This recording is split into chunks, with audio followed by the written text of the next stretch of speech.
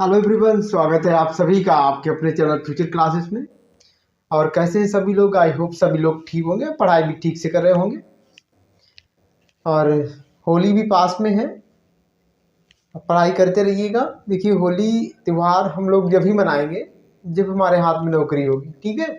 तो जब नौकरी लगती जाएगी हम लोग होली और जो भी त्यौहार आएंगे सब मनाते रहें। अभी हम लोगों को जो है हमारे लिए पढ़ाई बहुत ज़रूरी है। तो पहले पढ़ाई, पहले नौकरी, बाद में हमारे लिए फिर और कुछ, ठीक है। और ध्यान रखेंगे हम लोग। देखिए, बाद में सब चीज़ें चलती रहेंगी, लेकिन अभी सबसे ज़रूरी हमारे लिए हमारी पढ़ाई है। तो त्योहार, शादी, बारात, मेला, ये सब चीज़ें हमारी साइड में होनी चाहिए। हमें इन चीज़ों में नहीं फंसना है, ठीक है। इन चीज़ों को हम जब ही देखेंगे जब हमारे हाथ में नौकरी होगी, हमारे हाथ में पैसा होगा, ठीक है। पैसा नहीं है तो ये किसी चीज़ का कोई हमारी ज़िंदगी में मोल नहीं है। बिना पैसे के हम यार क्या मेला देखें, कहाँ जाएं, ठीक है। तो सबसे ज़रूरी हमारे लिए पहले हमको नौकरी लेना है। नहीं तो पहले हमें नौकरी लेना है, उसके बाद हम ये सब चीज़ों को देखेंगे, ठीक है। तो चलिए हम लोग स्टार्ट करते हैं अपना आज के वीडियो। और आज की वीडियो हम लोग बात क्या करेंगे? आज की वीडियो हम लोग बात करेंगे कि जो हमारे स्फेरिकल मिरर होते हैं, जो हमारे गोलीय दर्पण होते हैं, तो उससे इमेज कैसे बनता है, यानी कि इमेज बनने के नियम क्या। अगर हमको नियम नहीं मालूम है तो फिर हम जो इससे जो क्वेश्चन पूछे जाते हैं उनको बिल्कुल सॉल्व ही नहीं कर पाएंगे। होता क्या है कि जैसे हमसे एग्जाम ये पूछ लेता है कि कोई वस्तु जो है वो हमारी फोकस पर रखी है, तो इसका इमेज कहाँ पर बनेगा, ऐसे पूछ लेगा। या जो इमेज बनेगा उसकी नेचर क्या है, उसकी प्रकृति क्या है, इमेज कैसा होगा, वर्चुअल होगा यानी कि आभासी होगा, रियल होगा, वास्तविक होगा, वस्तु से छोटा, वस्तु से बड़ा, कहाँ पर बनेगा। तो ऐसी चीज़ें हमसे मोस्टली एग्जाम में पूछी जाती हैं। तो ये जो टॉपिक जो हम आज कवर कर रहे हैं, गारंटी से आपके लिए बहुत ज़्यादा इम्पोर्टेंट होने वाला है। तो पूरा वीडियो देखें। हम लोग आज जो रूल होते हैं इमेज बनने के, वो सारे रूल अपने इस वीडियो में कवर कर लेंगे, ठीक है। तो बिल्कुल पूरा वीडियो देखें, कहीं पे स्किप ना करें। और चैनल पे नए हैं तो हमारे चैनल को सब्सक्राइब कर लें। जो लोग हमारे पुराने व्यूअर्स हैं वो वीडियो को लाइक कर दें, क्योंकि आप लोग भूल जाते हैं। तो चलिए बिना किसी देरी के हम लोग स्टार्ट करते हैं अपना आज का वीडियो, जिसमें हम लोग पहला रूल पढ़ते हैं। रूल नंबर 1 पढ़ेंगे। इसमें हम देखेंगे कि अगर हमारा कोई मिरर है और वो मिरर हमने पहला ले लिया है, कॉनकेव, कनकेव मिरर को हम लोग कहते हैं अवतल दर्पण। कनकेव मिरर को क्या कहेंगे? ये है आपका कॉनकेव मिरर। कनकेव मिरर को वह बोलते हैं अवतल दर्पण। क्या बोलेंगे? अवतल दर्पण बोलेंगे, ठीक है। हम लोग यहाँ पर कन्वेक्स मिरर भी ले लेते हैं। क्या? कॉन्वेक्स मिरर लेंगे। कन्वेक्स मिरर में क्या होता है कि हम लोग जो दबा हुआ भाग होता है या जो अंदर की साइड होती है, इसमें हम लोग क्या कर देते हैं, ये पॉलिश, ये जो हमने जो लाइन ऐसे ड्रॉ की है, ये क्या पॉलिश को शो कर रही है, ये कि पॉलिश इस साइड में की गई है। तो अगर हम लोग उभरी हुई सतह पर या बाहरी सतह पर पॉलिश कर देते हैं, पॉलिश कर देते हैं बाहरी सतह पर, तो क्या होता है, जी बन जाता है हमारा कॉनकेव या अवतल दर्पण। और अगर हम इनर सरफेस पे या अंदर वाली सतह पर या दबी हुई सतह पर अगर पॉलिश करते हैं, तब ये जो हमारा मिरर बनता है वो कॉन्वेक्स बन जाता है। कॉन्वेक्स क्या बन जाएगा? हमारा कॉन्वेक्स मिरर। और कॉन्वेक्स मिरर को हम लोग क्या कहते हैं? कॉन्वेक्स मिरर को हम लोग क्या कहते हैं? हम बोलते हैं उत्तल, उत्तल दर्पण। उत्तल दर्पण क्या बोलेंगे? उत्तल दर्पण बोलेंगे, उत्तल दर्पण, ठीक है। अब पहला नियम ये कहता है, पहले हम इसको पूरा बना दें। देखिए, हम लोग पढ़े थे अपनी लाइव क्लास में, जो मिड पॉइंट होता है इसको पोल कहते हैं। इसका यहाँ कहीं पर एक फोकस होता है और इसको पूरा करें गोला को तो एक सेंटर मिलेगा। उसको हम लोग सेंटर को बोलते हैं सेंटर ऑफ कर्वेचर। इसे हम सी से लिख लेते हैं। और पी और सी से पास होने वाली जो लाइन होती है, इसको हम लोग कहते हैं प्रिंसिपल एक्सिस। इस लाइन को क्या बोलेंगे? प्रिंसिपल एक्सिस बोलते हैं। क्या बोलते हैं? प्रिंसिपल एक्सिस बोलेंगे, ठीक है। और ये हमारा क्या है, यहाँ पर हमने सेंटर ऑफ कर्वेचर। और इसकी आधी दूरी पर जो पॉइंट होता है वो फोकस होता है। फोकस क्या होता है हम लोग अपनी उस पिछली क्लास में पढ़े भी थे, तो अगर वो पिछली क्लास लाइव क्लास नहीं देखी है तो वो आप हमारे चैनल पे जाके देखें, ठीक है जी। आधी डिस्टेंस पे होता है, मान लो जो सी है, पी से ना भी आधी डिस्टेंस, मान लो कि 20 पर है सी, ठीक है। तो जो एफ होगा वो यहाँ से 10 सेंटीमीटर पे होगा, ठीक है। पहला रूल ये कहता है कि अगर हमारी जो रे है, रूल नंबर 1, वो प्रिंसिपल एक्सिस के पैरेलल चल रही है, ये प्रिंसिपल एक्सिस है, इसके पैरेलल कोई रे चल रही है, तो यहाँ से टकराएगी और चूंकि मिरर है तो वापस आएगी टकरा करके, रिफ्लेक्शन होगा, परावर्तन होगा। तो जो पैरेलल चलती हैं वो हमारी कहाँ से जाती हैं, वो फोकस से चली जाती हैं।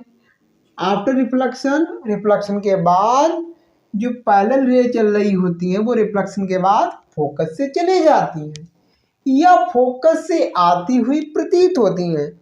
वास्तव में फोकस से चली जाती हैं या फिर फोकस से आती हुई प्रतीत होती हैं। प्रतीत कहाँ होगी, यहाँ तो वास्तव में फोकस से गई, लेकिन इस वाले मिरर में क्या होता है, प्रतीत होता है कि वो फोकस से जा रही, फोकस से आ रही है, फोकस से होकर के आ रही, ऐसा प्रतीत होता है।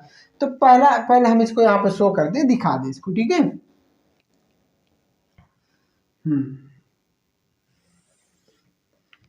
ठीक है, इसको थोड़ा और छोटा कर ले, कोई दिक्कत है नहीं। जैसे इसका जो है, इसका जो स्फीयर है ये पूरा करना इधर को होगा, तो इसका सेंटर ऑफ कर्वेचर कहीं इधर को होगा, ठीक है। और इसकी आधी डिस्टेंस पे क्या होगा, फोकस होगा, क्या होगा, फोकस होगा, और यहाँ पे इसका पोल होगा, ठीक है। अब प्रिंसिपल एक्सिस के पैरेलल कोई लाइन ले लो, ये प्रिंसिपल एक्सिस, इसके पैरेलल हमने कोई रे ऑफ लाइट ले ली, प्रकाश की एक किरण ले ली, यहाँ पर टकराएगी, टकरा करके वापस हो जाएगी, टकरा करके वापस हो जाएगी, सॉरी, टकरा करके वापस होगी, टकरा करके ये वापस होगी। एक मिनट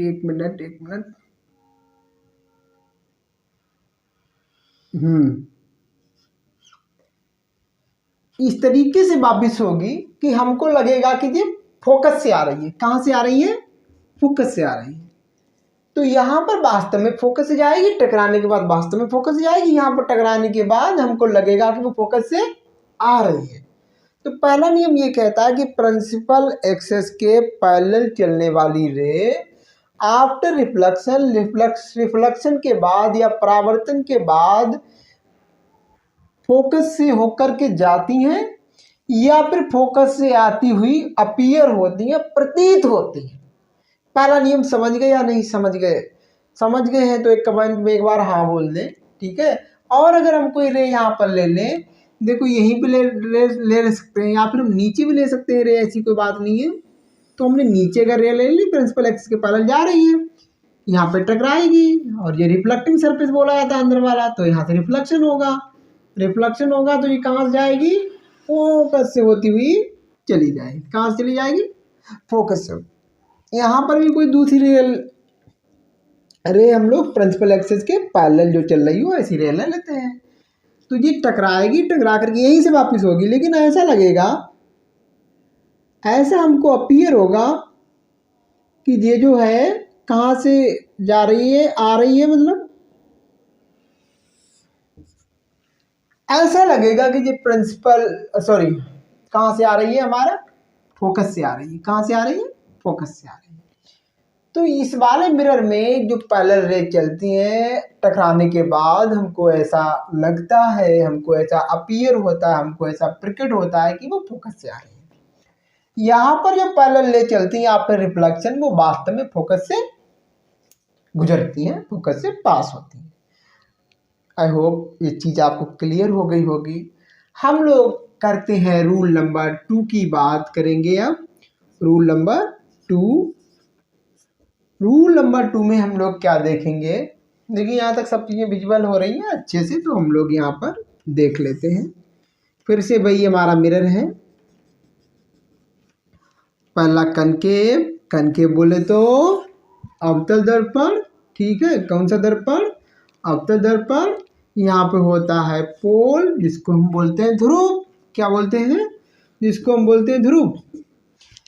और यहाँ कहीं फोकस होगा, और फोकस से 2 गुनी डिस्टेंस पर होता है सेंटर ऑफ कर्वेचर, जिसे सी से डिनोट कर देते हैं।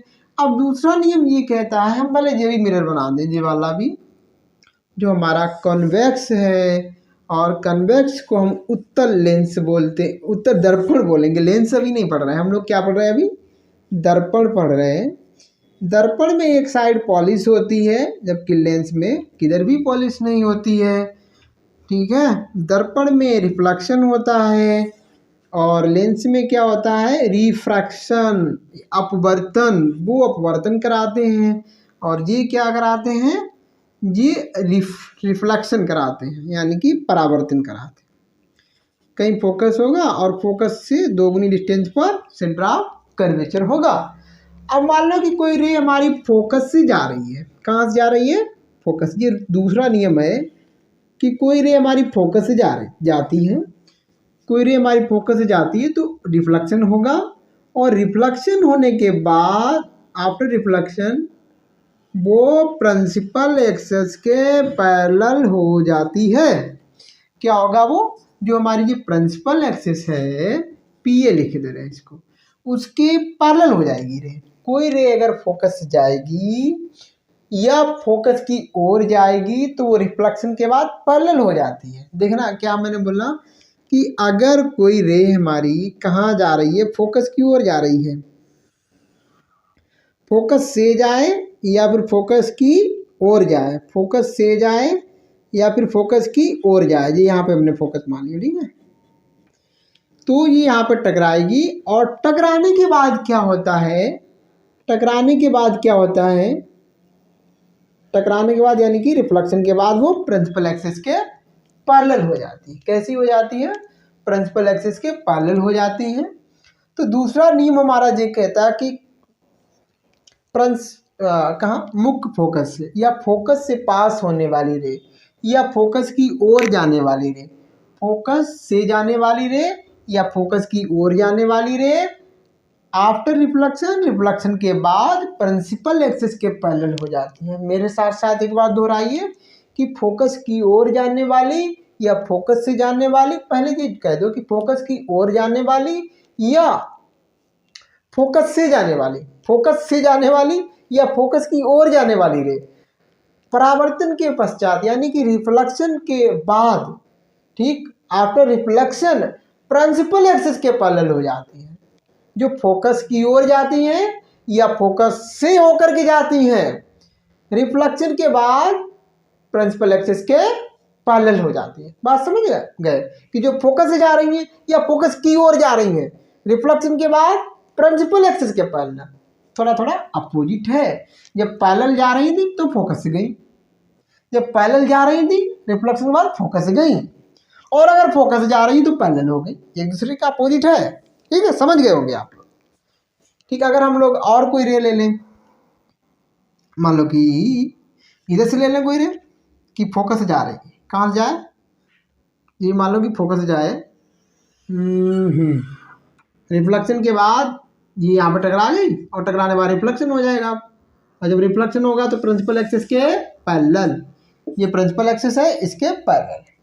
फोकस की ओर कोई और रे ले लो जो फोकस की ओर जा रही हो, सीध लगाने के लिए हमने डेडिस कर दिया। इधर को कोई रे ऐसे जा रही है, कैसे जा रही है? ठीक है, टकराएगी यहाँ पर, अब पार थोड़ी निकलेगी, पाली से उधर। ठीक है, तो अब जी जो है ऐसे प्रिंसिपल एक्सिस के पैरेलल हो जाएगी। जो प्रिंसिपल एक्सिस है हमारी,